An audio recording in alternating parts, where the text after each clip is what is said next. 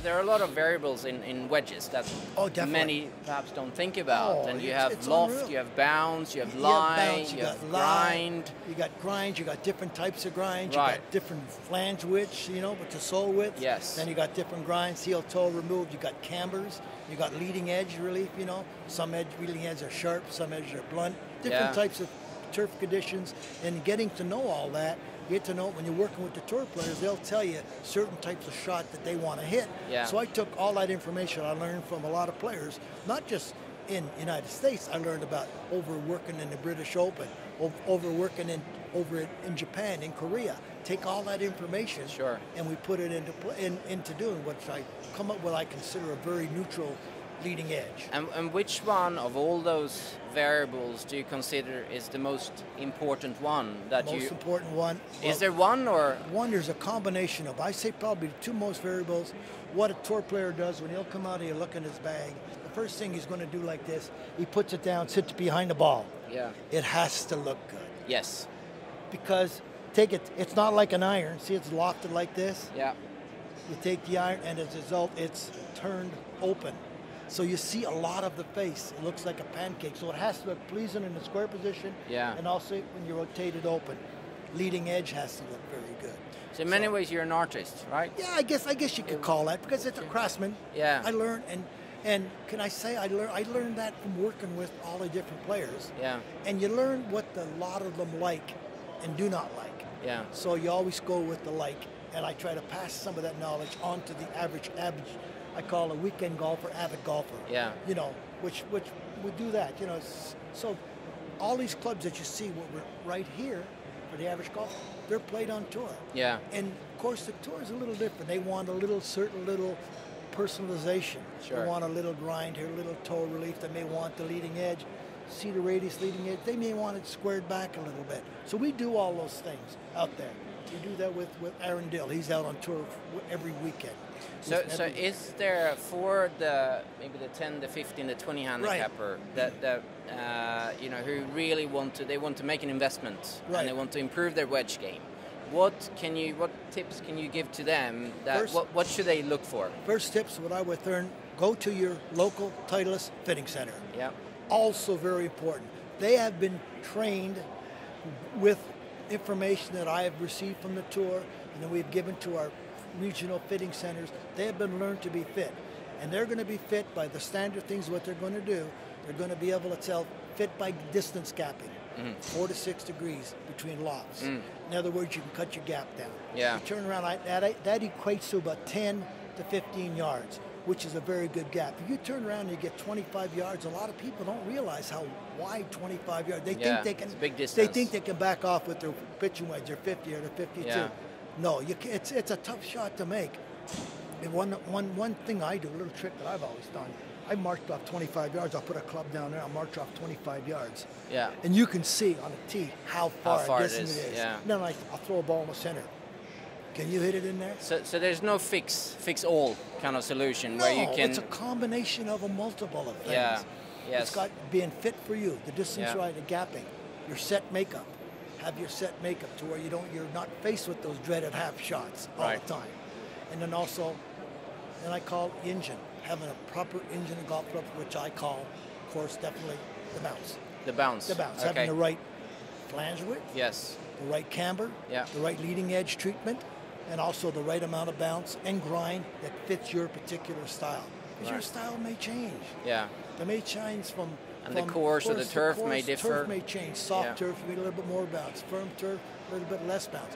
What happens if you get firm fairways, soft turf, soft sand? I mean, there's a combination of two. You got to get a wedge that's going to fit both those areas.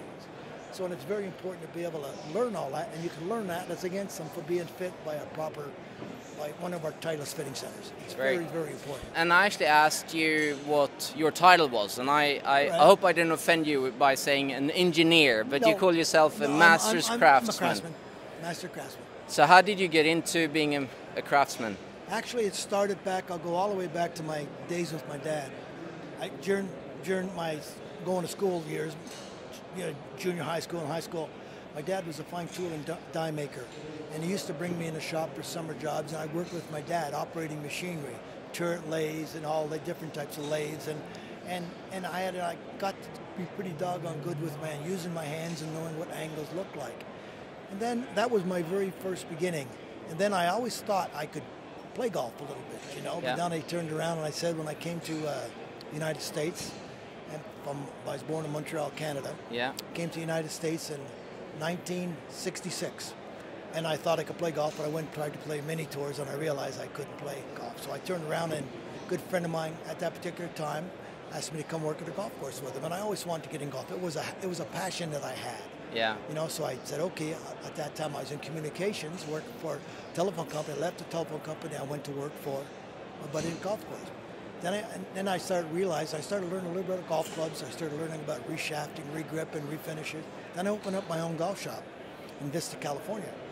And we turned around. I remember Gary Adams, who's father of the metalwood, TaylorMade, came into my golf shop in 1980. It would have been 79, 80. He asked me to assemble these, which I called driving range golf clubs. They were the first TaylorMade metalwoods. He was going to go over to La Costa, where they were having a tournament of champions at that time. And so I assembled these golf clubs for him, and I said, Gary, these guys will never make it. They'll never replace persimmon woods. That was my first prediction. Right. Look at now. Can you find a persimmon wood right now? Not anymore. No, in the museums. Yeah. But anyway, that was one of my first ones. But anyway, a couple of years later, Gary came and asked me to work for him. So I said, okay. So I went to work for him. And I still kept my shop open. I went to work for Gary. And then at that time, he wanted me to work on tour. So I did everything on tour. And while I'm doing that, I was always a great listener and a note taker. I was very fortunate to be working with the Lee Trevinos, Mark O'Meara's, Seve Ballesteros, and I can go on and on. Lanny Watkinson, Peter Jacobson, many players, and these guys were very good short game players. So what I did, I turned around and I learned everything I possibly could about wedges at that particular time. So then I turned around and I did a couple of designs, and I left there and Gary went and started another company called Founders Club in 1990. I left with Gary, and we started a company called Founders Club, and I did all the design there, did all the drivers and irons, metalwoods, even wedges. And what I did, I never really 100% was wedges. Right. Excuse me. So I turned around, and I took all my thoughts, and then I went to, Terry McCabe asked me to come over to Titleist. Yes. At a particular time, would have been 96. So I went there, and he asked me, he's working on a driver. They called a 975D driver, so I helped him with that.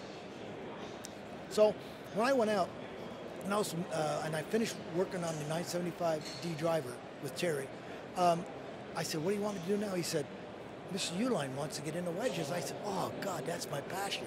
I had hundreds of wedges at home. I loved it. I loved it. Where did that passion start? Passion started with, of course, all the way back with my dad. Yeah. Working with my dad, and then I took the passion of that. I was a wedge guy. I thought I was a pretty good wedge player. You know, I mean, back then, maybe I thought it was, but I wasn't all that good. But I knew what to do. I learned what a wedge did. I learned what bounce did. Yeah. I knew what angles did, lofts, and how to grind.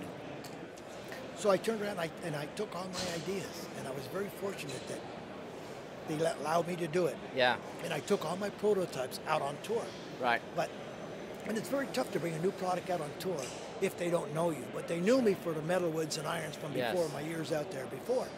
So I remember taking it was probably a 400 series, a 456-14, that Andy Bean picked out of my bag. He looked at, Voke, can I play with that? I said, Andy, that's a prototype. I said, one of my first ones. We're not even went to market yet. Right. So he took it. I allowed him to put it in play, and that was the first wedge in play on the PGA Tour. Was at the St. Jude's in Memphis, Tennessee in 1997.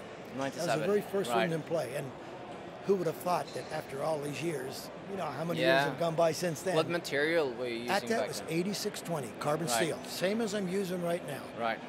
So of course, that they have changed the casting process. They've got so efficient at it right now that it's very, very tough. Using carbon steel, soft casting, it's very tough because you get the concept of forging and cast. You get that all the time. And I've done a lot of testings in it. I've done everything. I made clubs exactly like everything, all being equal. Swing weight, bounce, weight design, sole, offset, everything the same.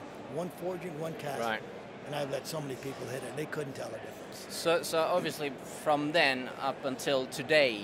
And yeah. A lot has happened. A lot has happened. Of course, along come with the advent of the spin mill. Spin mill revolutionized the industry. Yes. And then the USJ in 2010. You know, and I took the idea and I said that's fine. Yeah. I said they did a good thing. They were trying to help the game in a certain way. You know, and it's fine. And at Titleist, we always abide by the rules of golf, set forth by the R&A, and we'll do it. And things worked out okay. We've been gradually gaining back some more of that spin that we lost. Improving it. Oh yes, we have it. So, and we're standing here in front of SM6. Can you? And you're holding one, obviously. I am one. Yeah. This is perfect. We're very, very, very. I'll give you a little combination of the three of them. Great, a little bouquet. A little bouquet here. Nice. I'm going to say what I got here, and you'll see there's different weights anywhere between. I called your longer irons, and of course all this on the website. You can it's explained real well on the WedgeWorks. You can turn around there, I like anywhere between a 46 through 52. You'll see a little weight pad. It's going to be. Here, let me hold it. It's going to be situated a little lower on the face, as you can see the pad. Right. See the thickness right here? Yeah. They can probably see it at home.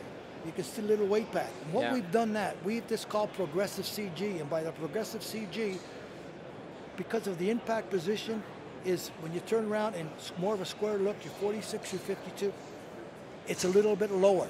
Right. But as the loft changes, the impact position goes further on up the face. Right. So as a result, you'll see it, the in-between, the 56, 54 and 56, they were pretty well close where we were, so there's no really pad there of weight placement. It's all done internal.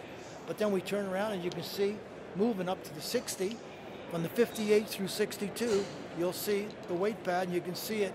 Viewers at home can see this particular pad right here, and you can see it here. It's a little bit wider. Yes. So what that's going to do, the impact position is a little higher, and as a result, the ball's not going to roll and skid. It's going to stop here. It's going to come off at a lower trajectory with your spin and your control that you need, and you're going to have that feel that you want. Yeah. Particularly on those shots, I call it out of the first cutting in the rough. You know, when you lay it open a little bit, a little higher in the face, the ball just doesn't come out like that. It's going to come out really good. That's what you want. And you're going to get consistency. Right. Even from the fairway, you will get added consistency. You'll be able to hit your number more readily. And do you know how many different versions of SM6 there are? There's 21 different models. Right. 21 different models. Plus you'll see, this is called our Tour Chrome. Yes. Jet black. Jet black. Jet black, and that's steel gray and jet black. Right. You can see the three different iterations. And Great. This probably is our #1 seller at about 60%. And we got 20% and 20%, equally split between the steel gray and the jet black. All beautiful. They're all, I think they are. They are. I agree with you. Bob, it's been a real pleasure. Awesome. My pleasure. Really appreciate you taking the time. I love it. Sharing some of your life and your fantastic work. Thank you very much for your support. Sharing with the rest of the golf world. Thank you. Thanks a lot. Thank you for having me on. All right. Thank you. Det här är Johan för Golfway. Tack för att ni tittade. Vi ses snart igen.